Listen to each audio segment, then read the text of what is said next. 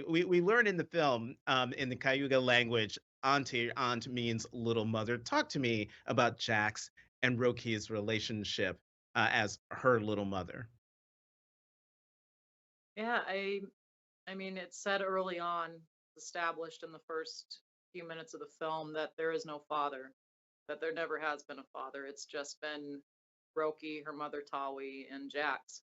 And Jax, I love the space that she fills in this because you see somebody that essentially, I guess, through a Western lens is a very masculine person.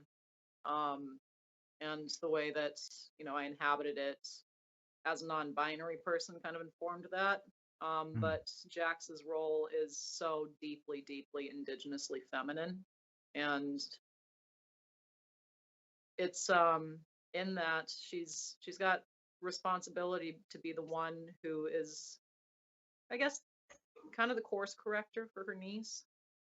Parents are there and serve that very parental role, of course, but our languages traditionally don't have these sort of divisive ways of separating us further from who our relatives are. Like we say great grandmother, we say great aunties, but really traditionally, our all of our grandmothers, sisters, and brothers are our grandmothers and grandfathers as well.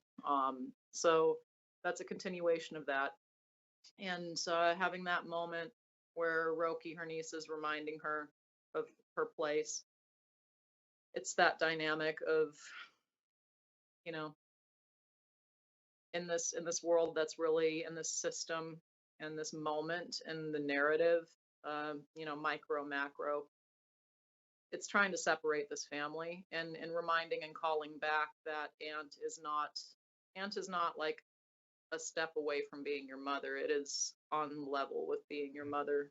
And yeah, Jax is a very flawed person by circumstance, does everything that she can to keep her family afloat, and in many ways fulfills that absence of a father figure and a protector in the family, but is doing so in a very, very strongly matriarchal way. And mm, especially, also hearkening in that moment, she's the one who's keeping the language alive in this family.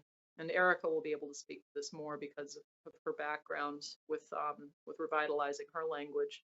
But that was I think something a lot of audiences might miss, especially not coming from Native communities, is the preciousness of our languages, and that we actually don't live in a world where there are many fluent speakers, Roki or Jax's age.